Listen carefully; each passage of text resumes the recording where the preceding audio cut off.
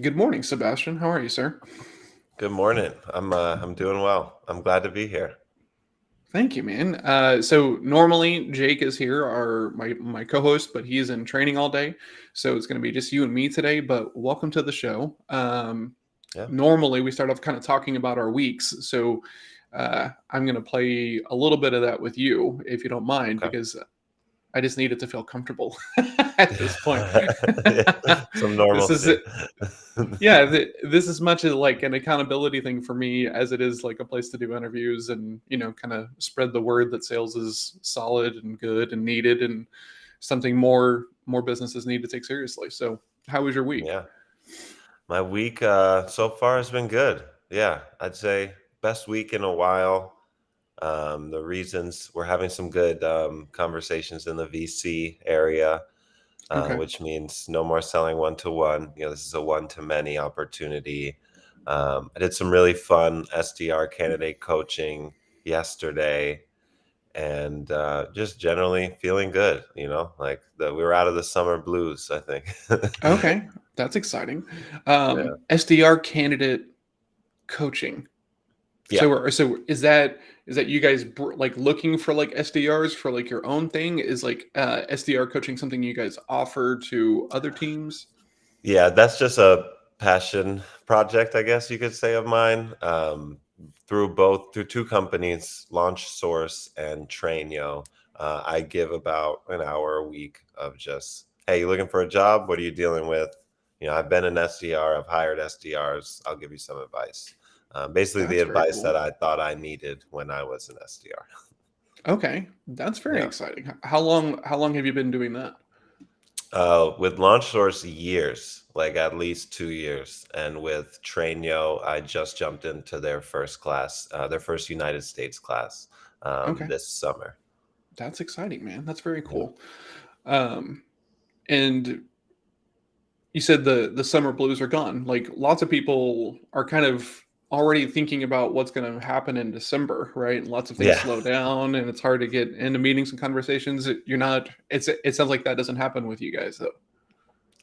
Um, I don't know. Like we're a young business. It's not a lot of data points. This is going to be our third winter, so it's hard for Okay. us to say exactly how cyclical the spend is for revenue operations, which is also a new practice that some people didn't even take seriously 2 or 3 years ago. So I will say the last 3 years, it seems every summer there's like a little bit of a slowdown. Um, Mhm.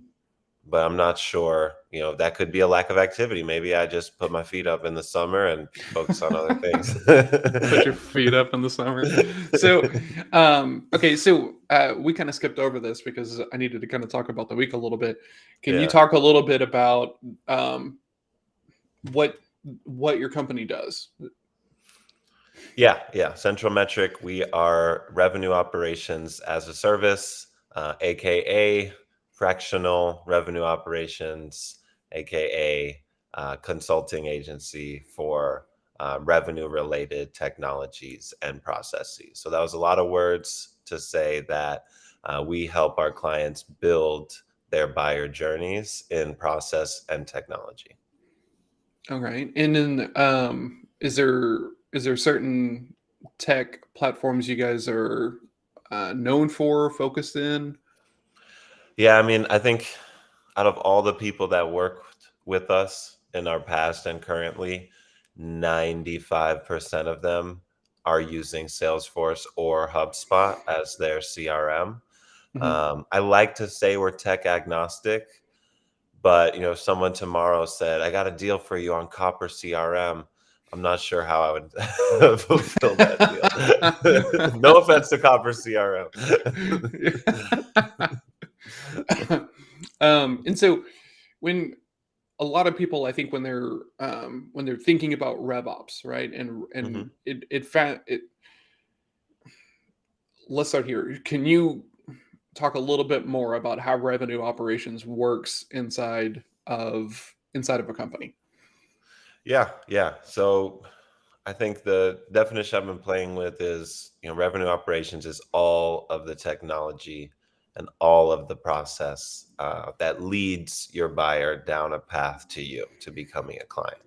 So that could start at the website, which is connected to a marketing automation platform, which is connected to an email automation platform, which is connected to a CRM, which is connected to a contract management system. And so you can see, like, at least in a B2B software startup, which is our kind of core market, these technologies just become so bloated. We're just spending money on the cool tool, and we're not really getting the most amount of value out of it. And so that's what we help with. You paid for Salesforce, you paid for Marketo, you paid for HubSpot, you paid for SalesLoft. How do you know that all of these things are actually bringing buyers down the path to you? I think, as the sales and revenue side of things, it's our job to make it easy to buy from us. And we have all these complicated technologies and automations and workflows and sequences and campaigns to make sure that happens, and to record the entire process so that we can get smarter about doing it the next time. So when you're thinking about RevOps, do you think that that's more marketing or more sales? I think it's both. I think RevOps is the connective tissue between finance, product, sales, marketing, success, anybody tied to revenue. Okay, interesting. Which system do you feel more at home in, Salesforce or HubSpot? Um, that's a complicated question. I think it depends on who you are, right? I think HubSpot is one of the leaders in marketing automation, and Salesforce is probably seen as the leader for CRM. I've seen really successful instances where both solutions are used. I've seen really great businesses use only HubSpot. I've seen really great businesses use only Salesforce. We are official HubSpot partners, so I'll say that a HubSpot client or somebody looking for HubSpot is our sweet spot right now. Okay, But I'm not doing the client work anymore, so it's a matter of which systems our consultants are most comfortable in, because they're the ones that are working one-on-one with the client to produce these outcomes. interesting. Okay, and I think this is very, very interesting. So I'm going to ask you some questions about this. So Okay. how do you work with the consultants? Are you guys like, do you guys have, like, I guess, templates, mindset changes, thoughts, and ideas about how to use this system that your consultants have access to, so that way they can customize and build for the clients? How does that work with you guys not doing the client work anymore and having consultants?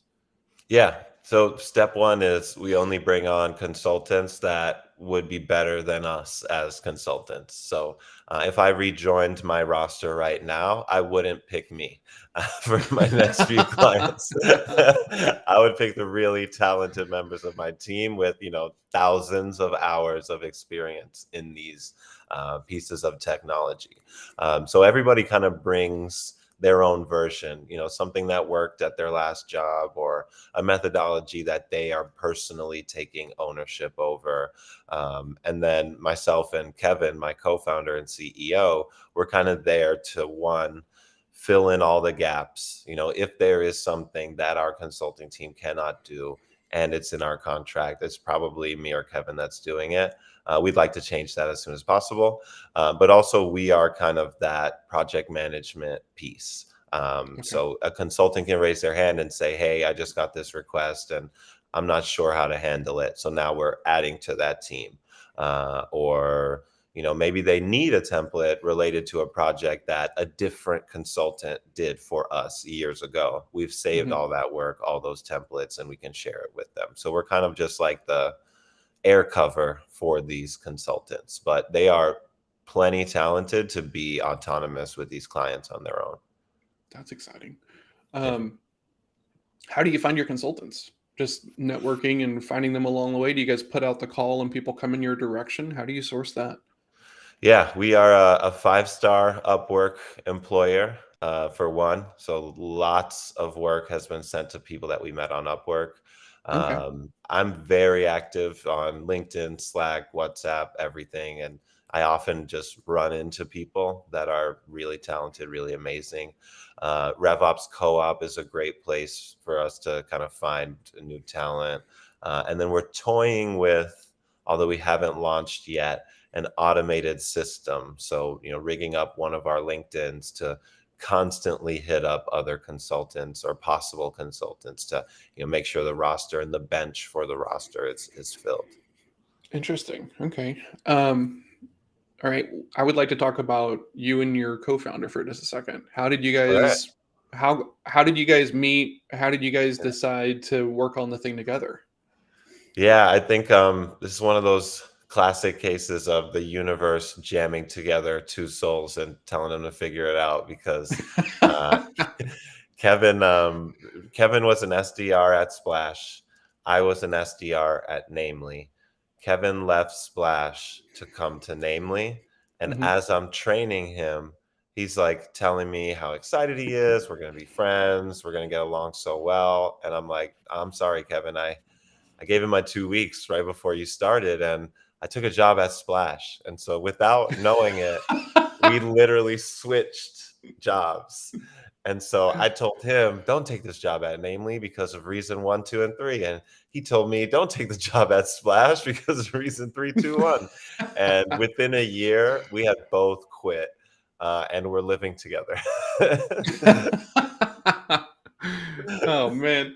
Yeah. Okay, so did like who had the idea? Like Yeah. was it his idea and you saw value in it? Was it like, hey, like do you think we should do this? And like Yeah. was it that moment of kismet? How did it actually start? Yeah, it was very like we stumbled into this, for lack of a better phrase. Kevin and I were at the same consultancy together again, called Scaled. And for different reasons for both of us, we both were like, no, I'm not feeling it. I personally don't ever want a job again. And so that was my reason. And for him, he was kind of discovering the market need for sales ops, which is now rev ops. And Mhm. so it started on Upwork. He made a profile and said, we do Salesforce administration work for $60 an hour. And we got one client turned to two. Kevin is more technical. I'm more process and strategy. So when a Mhm. client needed a playbook or an onboarding plan or training for their reps, he would loop me in, one project at a time. And so, we scaled clients that way with just the two of us working, which was not scalable. It's two human beings, obviously. Then we Mhm. tried to fill the room with just freelancers. So Kevin and I sitting on a bunch of freelancers. Also, not a great idea. Freelancers are not typically incredibly accountable to client outcomes, and they might leave at any time.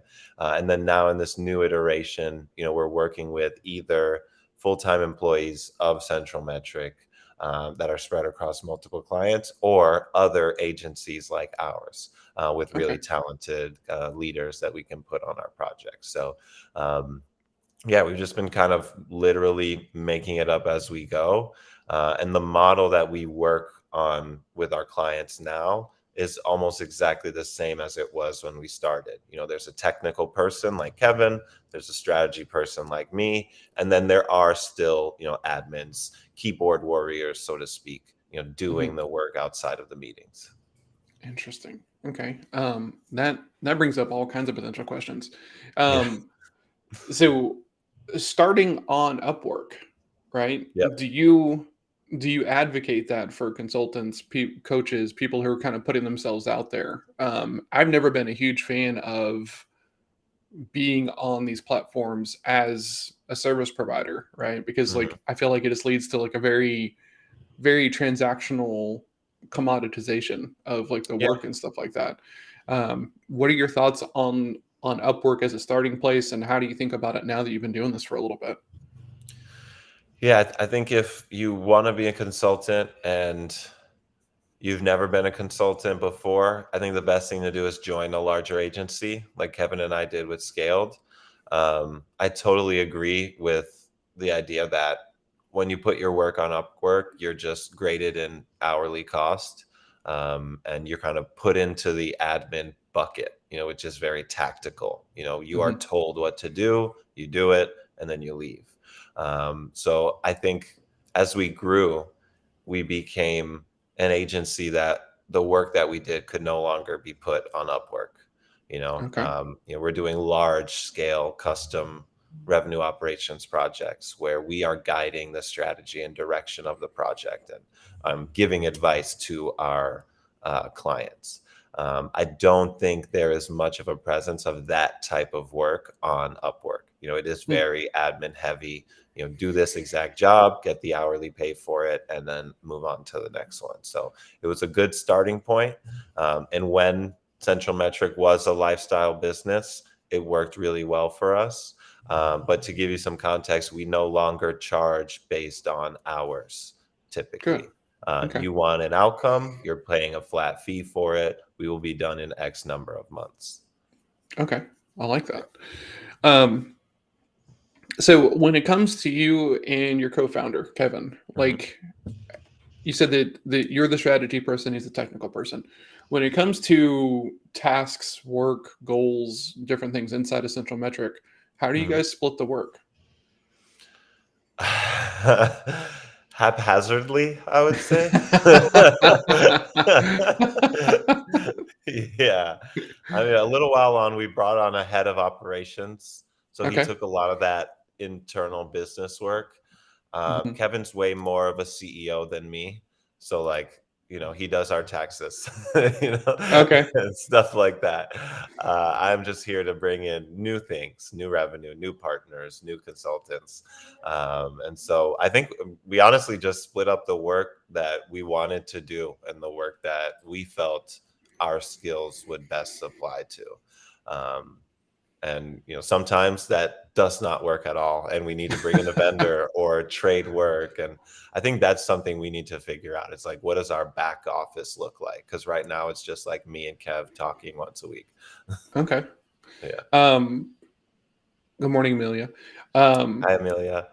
do you where when you work closely with anybody, doesn't matter who it is, you're gonna have these Mhm. interesting little places of friction. Where does that show Yeah. up for you and your for you and your co-founder? Oh man.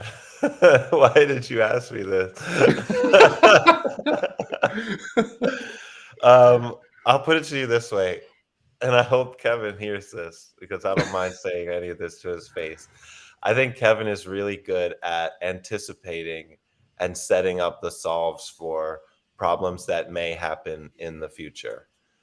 And I think I am more focused on what do we need to do today, tomorrow, and next week to get this stuff done. And so we complement each other in that way, where Kevin's always telling me to look ahead.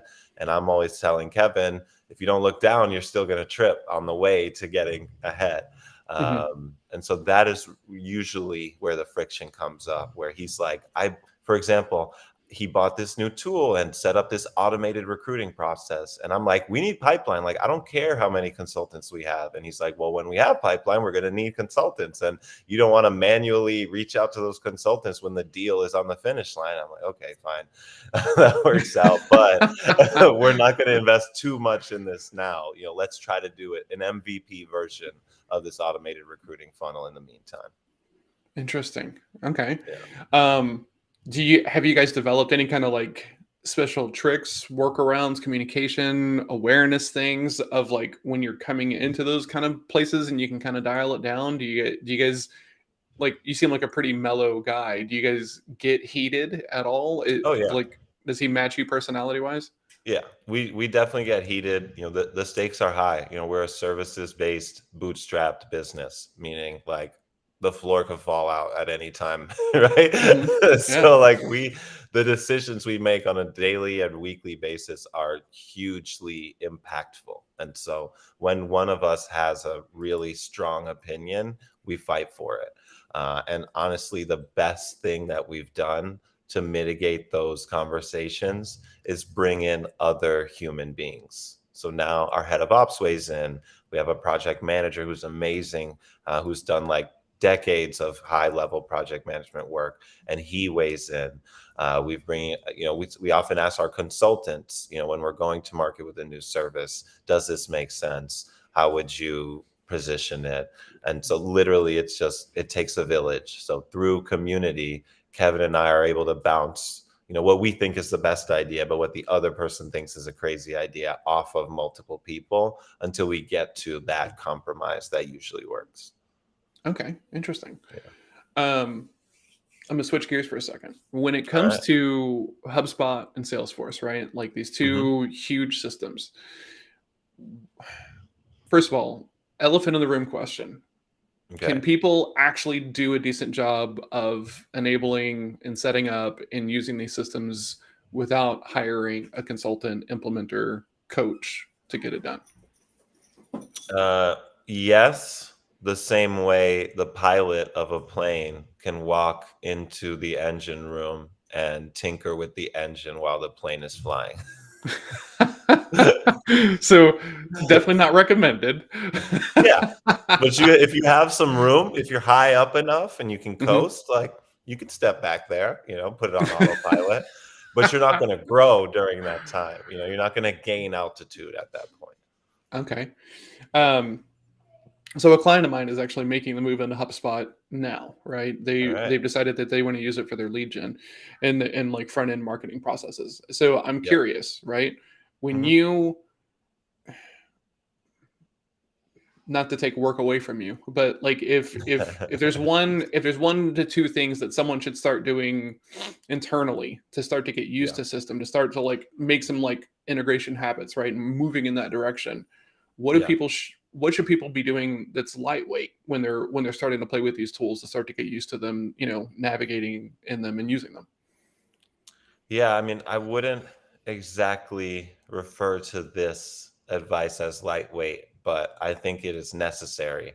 Okay. You need to know what needs to happen. So you need to map out what your buyer journey is, decide what your statuses are, your stages, what fields you Hmm. care about, and qualitatively, how should somebody move down your sales funnel? What touch points will there be, and what reactions do you care about reporting? You take that list and you bring it to the vendors. So many times I've seen, oh, we just need a CRM. And then someone goes to market with the CRM. They are charmed by an amazing salesperson like yourself, and they end up paying for Salesforce, HubSpot, ActiveCampaign, Pipedrive, whatever, for a sales process. But they didn't buy it for their sales process. And so I think in any buyer or sales conversation, when the buyer has their requirements, they have leverage and they have power in that conversation. And so my advice is always determine your requirements before speaking to vendors. Because once you know how someone should move down your sales process, you can just ask, hey, HubSpot, can you set it up in this way? Pipedrive, can you set it up in this way? And then you just go with the most valuable, best fit. So, okay, interesting question then. What would you be asking about? What would you be listening for that would indicate that maybe HubSpot is a better option for a client than Salesforce? Like, are there key differences between these two platforms that you know to listen for, so that way you make a better recommendation?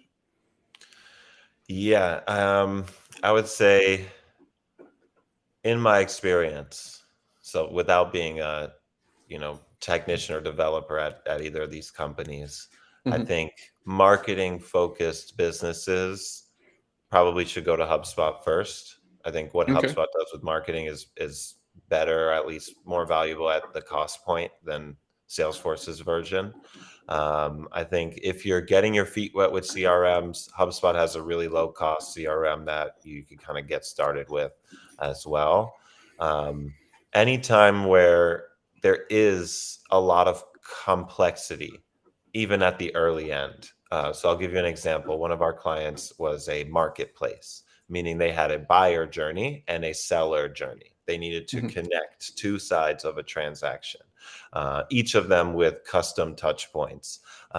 This is a situation where custom objects were necessary within the platform, and Hmm. integrations to natively built applications were necessary. And they were really early on, like they had never really set up a sales process before in earnest. I think then you jump right into Salesforce. But Okay. otherwise, what I mostly see is you start on a lightweight solution like HubSpot, and you either grow within it, or you reach a point where your requirements outgrow the system, and you need to switch. So, that's a lot of words to essentially say HubSpot small, Salesforce big and complicated. Okay, that's fair. Yeah. Um, when when a leader is deciding to roll this out, right? A lot of people on the team are potentially going to be not excited about big change. The Yeah. salespeople are not going to be excited about potentially moving into a data-driven environment, and it's going to feel Yep. like more oversight and stuff like that. How do you like? Is that something you in Central Metric get involved in as far as like coming in like super early stage to kind of set those expectations the right way? Because I have faced that struggle just being a pipe drive consultant of like, okay, cool, and they're like, well, we don't even need this. We're like, they just want to like try to micromanage us, and it's like, I'm like, and I'm such an advocate and I have the Yeah. curse of knowledge, like I know how much it helps. Yeah. So do you guys run into that? Like, how do you guys work around that so that way you can work closely with these people and get what you need? Yeah, yeah, I think no two cases like that are exactly the same. And so the same way in sales, when someone gives an objection, we want to get to the root of it. Hmm. Why are you so strongly against this change? That's what we do. So like, why, sales rep, are you so adverse to, putting your stuff in a trackable environment? How will this change your daily workflow? And then you just follow that to its logical conclusion, because oftentimes, the end result of setting these tools up is I can sell more and faster, and I can grade myself and improve my own performance. And so, we try to talk to those folks. And I'll give you one example. We installed Outreach for a client and integrated with Salesforce. They were selling to dental practices, Okay. and they had recruited a lot of their sales reps from the dental field. So these were older folks, not technology friendly. They know Hmm. dentistry and they know sales, but they don't care Yeah. about sales tech. And we spent weeks trying to get this one rep to download the Outreach extension and use Outreach. And we were force feeding her this new change, and her performance suffered in the short term. And so one day we met with her and we were like, what's going on? Like, from our perspective, people that have only been SDRs in this hyper tech enabled environment, we're making things easier for you. Jump into Outreach, click these buttons, things are done. But when we actually sat with her and had her walk through what her process was day to day, she was doing everything in Salesforce. And so, there was an inflection point there where we could say, you must change your day to day to fit what we want. Or we can change the software platform to meet the needs of the software users, which is, I Hmm. think, what a product developer would do. And I firmly believe that your revenue process is a software platform, and your sales reps are your users. And so we bent the will of the technology to the will of the user. And Outreach is great. They have a bunch of Salesforce extensions where you don't need to, exactly go into Outreach. And so we coached her up to use Salesforce as her sales engagement platform through that integration. I think that's a simple example, and there are a lot deeper, more Hmm. deeply rooted reasons for somebody to not want to use a new piece of technology. But that's just an example of kind of how we think about this. Like, oh, Yeah. you don't want to use this? Why? How can we incentivize you to do what we want rather than force you? Interesting. Um, okay. Different And I question. would add one point. I would add one Please, yeah. caveat point. If you're building something new, then you need to involve the people that don't want the change, so that Oh, they can take some measure of ownership in that change. So, like, hey, we're considering new technologies. We want to make sure that the one that we pick makes your life easier. I am on your side. I'm not trying to make your job harder. I'm not trying to put a layer of unnecessary oversight on you. I just want the same thing you want, which is you to get more deals and close more deals. And so if you can involve them early on, now they're taking ownership. They feel good about agreed. this change because it's something that they're asking for. And then the adoption is a lot higher in the long term because it's theirs, not Hmm. just your thing. How often is that happening? Like leaders are actually involving their team, and it's a very collaborative process.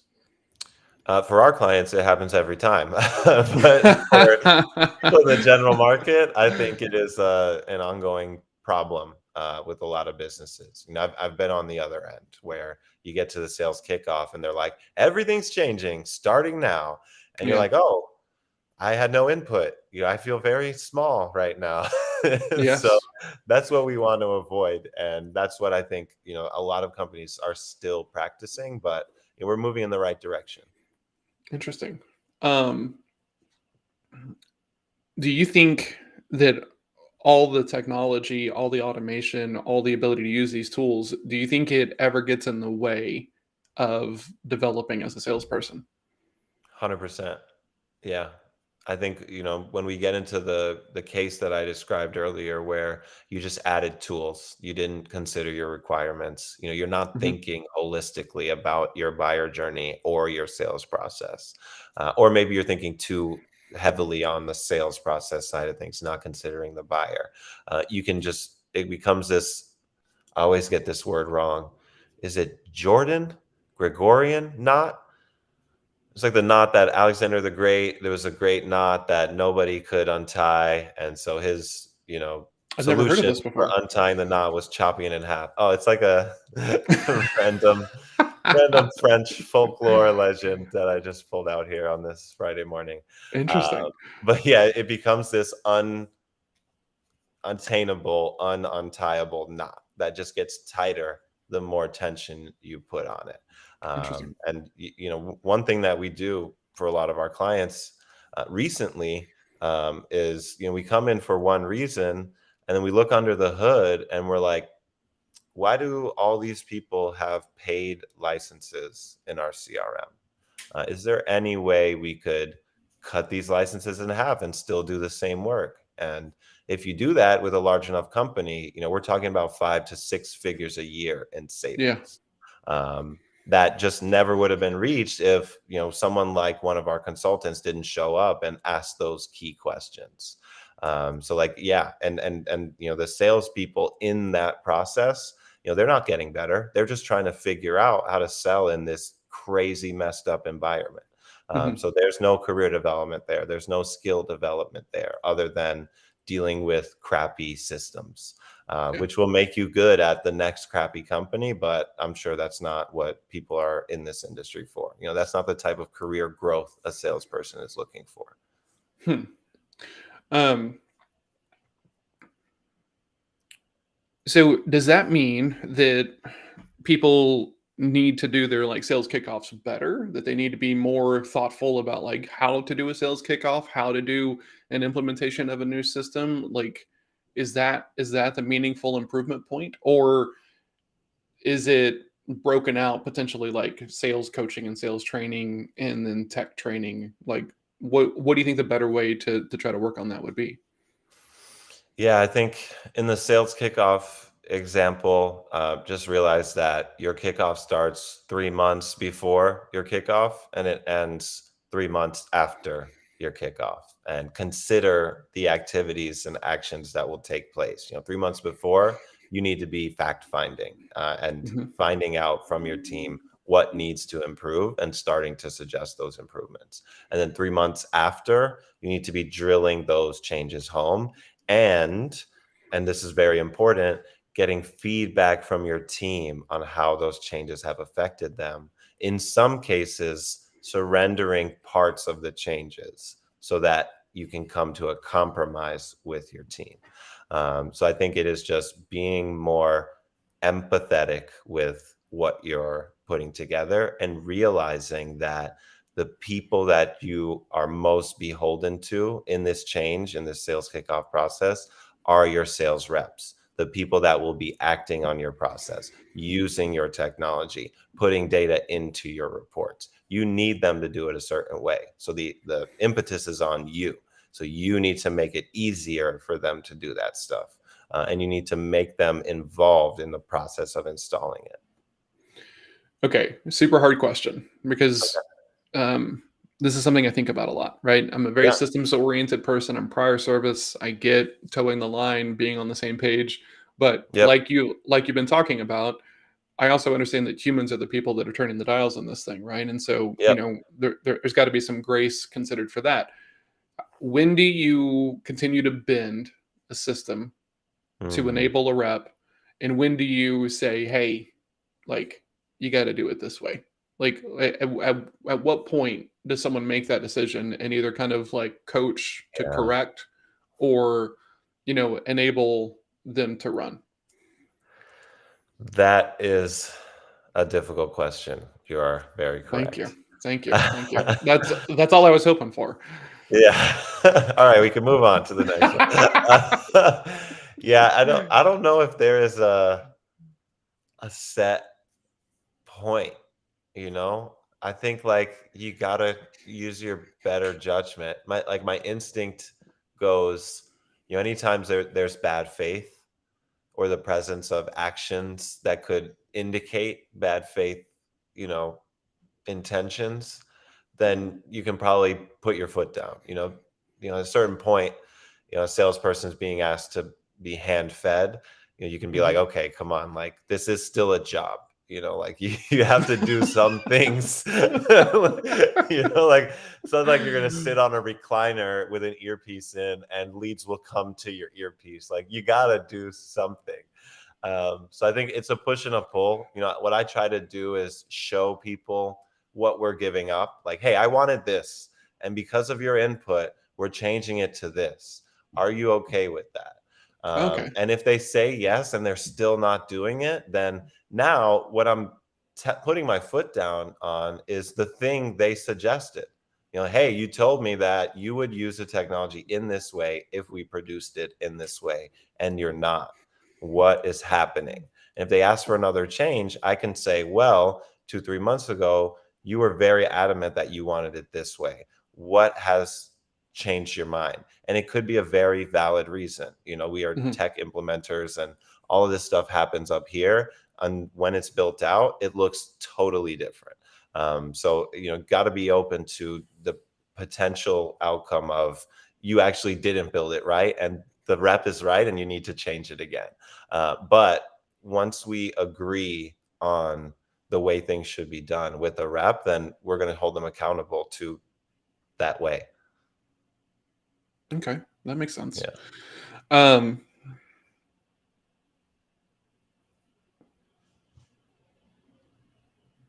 all right, I'm gonna switch gears. I'm Okay. gonna stop asking you the hard technical questions All because right. Ask me that to sell something. No, I'm sell me this pen. I'm just kidding. We do not do that on the show. Um, so one of the things that Jake and I are really focused on is making sure that we Mhm. show up outside of work, right? Because we Yep. both are big fans of this idea that if you're work oriented or if you're goal oriented at work, but you're not goal oriented outside of work, work just expands to Oh yeah. overlap into everything. And uh you're a lot younger than Jake and I are, right? So like I'm curious, like because you could just be in hustle mode all the time, like always on, always grinding, sleep when you're dead, and that kind of mentality. Like, do you struggle with that, or is it pretty easy for you to disconnect and go do other stuff as an entrepreneur? Um, damn. I am always thinking about my business 100% of the time. Even when I'm playing FIFA after work or out drinking, it is always on my mind. I hesitate to call all of that work, Hmm. even though it probably is. because it is activity that builds my business that happens. I actually, I think what I struggle with is bringing the same energy to my personal things that I'm bringing to work. And then even when I do, what I struggle with is letting work override the personal things. Hmm. What do I'll you give you mean by that? I'll give you a great example. On Wednesday morning, I woke up with a doctor's appointment, a therapy session, and a massage on my calendar. And I did neither of those three things because I had to push something really important for work. And so I rescheduled the therapy, I rescheduled the doctor, I rescheduled the massage appointment. Mhm. Um, and here's another example. I want to be a morning person. My whole life, I've desperately wanted to be that person that jumps out of bed with full energy for the day. And, I want to start trying to work out in the morning. But if I'm up late working on something, I'm Yeah. not going to get up in the morning. Or, if I happen to have a call heavy day, I'm going to get up early in the morning and answer emails instead Mhm. of workout. And so, the best laid plans typically fail. And I find that my best laid plans for myself often fall out of balance with my work stuff. And I hesitate to say work life balance. I actually refuse to say that because I think work is just a part of life. It should not be balanced with the rest of life. It should be Hmm. balanced with the individual components inside of life. It should be a work entertainment balance, a work social balance, a Yeah. work travel balance, but not a work life balance because work is not as big as life. So they can never be balanced. That's Your life is that's so much interesting. larger than work. Yeah. Yeah, I think I've I have a hard time completely shutting down business thought, right? Yeah. Morning, good morning, Obed.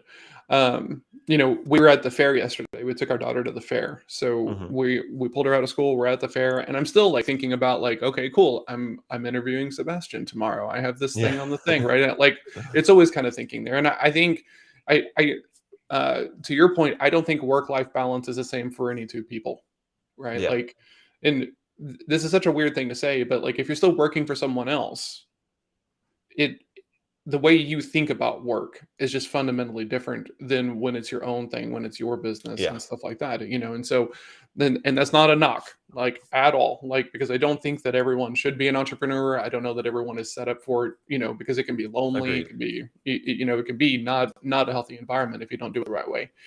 Yeah. um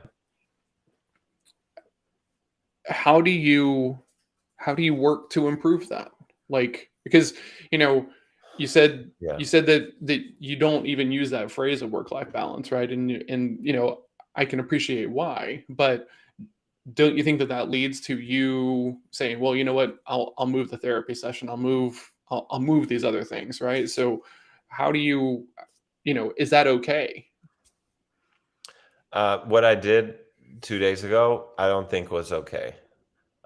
In the moment, though, it felt necessary. Hmm. So, we're all learning and growing, me included. And so I think that was a lesson for me. For one, don't jam all your personal shit into one day. You're going to look at your calendar and it's going to stress you out. Yeah, that's for real. Yeah. and then two, maintain those commitments and think ahead a little bit. One thing that being a consultant has helped me with is compartmentalizing days and hours on certain activities, clients, subjects. So, simple example now, I do calls on Tuesdays and Fridays. Do not invite me to a call on Monday. Don't invite me to a call on Wednesday. Like, those are not my call days, those are work days. Hmm. And in the past, when I was doing client work, Monday would be for client A, Tuesday would be for client B, Wednesday would be internally. And so I think the blocks to fix this problem are there. Um, but as a business owner, I always have that existential dread. I mentioned it earlier. You Yeah. probably heard it on my voice. 50% margins on a consulting contract. We're bootstrapped. We don't have any outside funding. Like, we are in a precarious position almost all the time. in nature, and most businesses are. Like you Hmm. hear about these startups that never turn a profit, and they just keep sinking in venture capital dollars. And so, Yeah. bootstrapped or not, that pressure can still be there.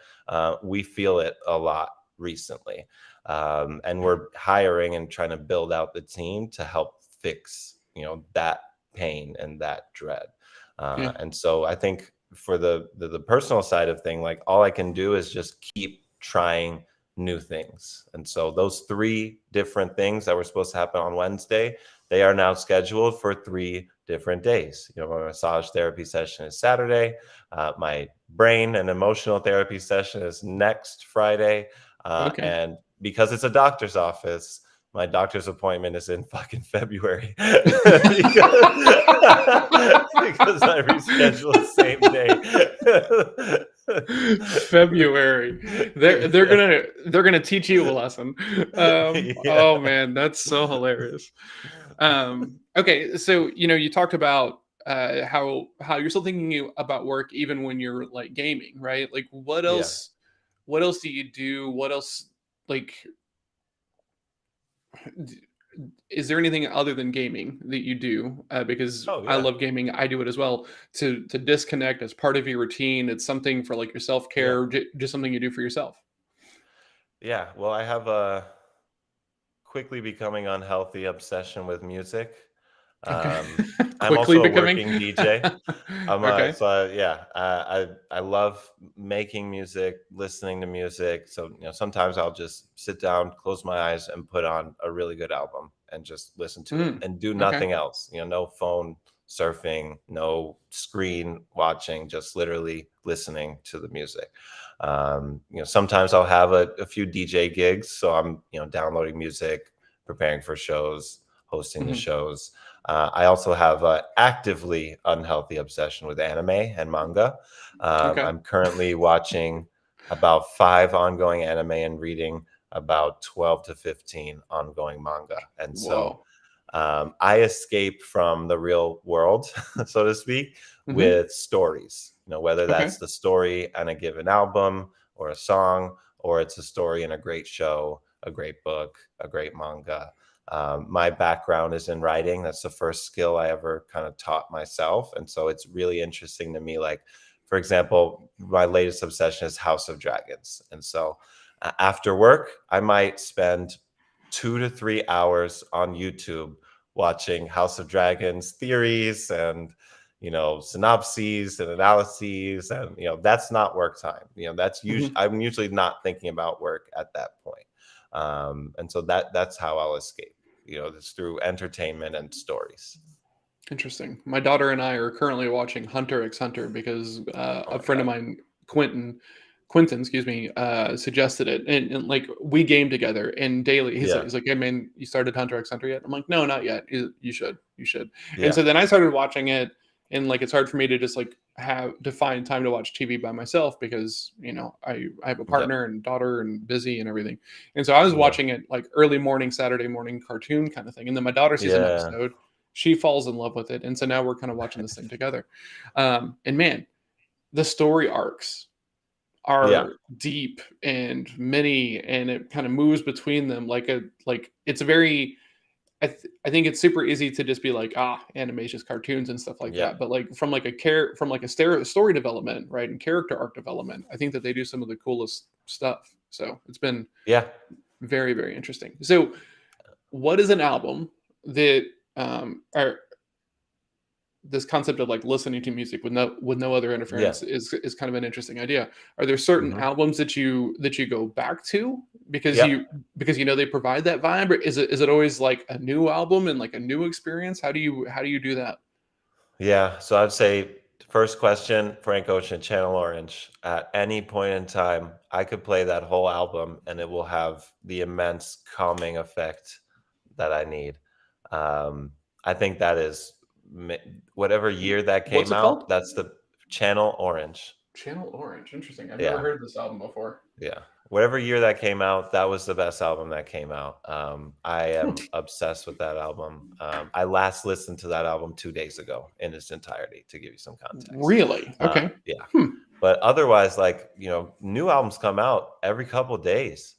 You Yeah. know, like you go to Wikipedia right now and type in 2022 album releases, and you're gonna see like, oh my god, my favorite artist just released an album. Who would have thought? Like literally, like people are making music. Like they have Yes. to. Lately, I've been listening to the Steve Lacy album, Gemini Writes, a lot. Okay. Hmm. That's another one. Um, and yeah, so it'll be a mixture of stuff that I downloaded recently and my classic favorites. I do have an out of left field album that always brings me peace and joy, which is the soundtrack to the Steven Universe movie.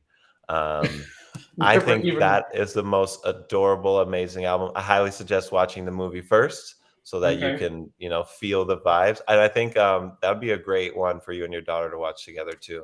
Like Interesting. Steven Universe is it's a family friendly show. Hmm. That's Yeah. that's very interesting. I'll take a look at that. Yeah. Um, so as a DJ, right? Yep. You're like, are you always on the hunt and the move for like new music? Like is that does it become kind of like meetings and the fact of like, man, I don't have enough meetings. Like I haven't found enough new artists. Like and you have to go digging and looking for new things, or like do you have your people and you're just kind of waiting for them to put out new stuff? Like Yeah. how do you It's go definitely about the that? first one. It's Hmm. 100% the first one, like to the point where I wish I could hire an assistant whose sole job would be downloading music because this stuff comes out at a very fast clip. Yeah. And so it's more like I'm trying to catch up to all the music that I want to listen to. Yeah. Are you old enough yet to have experienced a genre or a trend in music that you don't see any value in, like, and you're kind of like, get off my my lawn about it? Have you had Every anything like time that? I do, somebody changes my mind. Like every I time I Okay. think like, "Oh, I'm not gonna get into drill." I'm like, "Oh man, but this one drill song, like I really love it." Like Ding and I had a conversation like super long time ago. Whenever we first Yeah. connected, we were talking about like rap, because I'm a Yep. huge fan, and he's a big fan of like mumble rap and everything, and I'm Yeah. more of a golden era guy and everything. We're having Yep. this conversation, and he goes, just the way that he talked about it, I was like, I can appreciate this a little bit differently Yeah. now than I could before, which but because before I was like, nah, can't Yep. do it, not a fan. Like, where's the art kind of thing? Yeah. So that's interesting. Do you have specific people that you go to have these conversations about like new music types, or do they just kind of come in your direction because you're a DJ? Yeah, it's that. It's, people that I've met along the way. Kevin's really into mumble rap and drill and stuff, so he kind of fulfills that need for me. He's like, "Oh, have you Mhm. heard this new artist?" And most of the time I'm like, "No," but I'm down. I'm Yeah, in. So yeah, it's like friends, family, colleagues, people that I meet. I try to just be very open about the stuff I like outside of work. nice, And eventually I end up making friends or associates, colleagues, acquaintances that match that energy. interesting. Okay, well, man, we're at time. Oh I want to wow. thank you. Yeah. Good conversation, man. Some really really thoughtful responses. I really appreciate it. Yeah.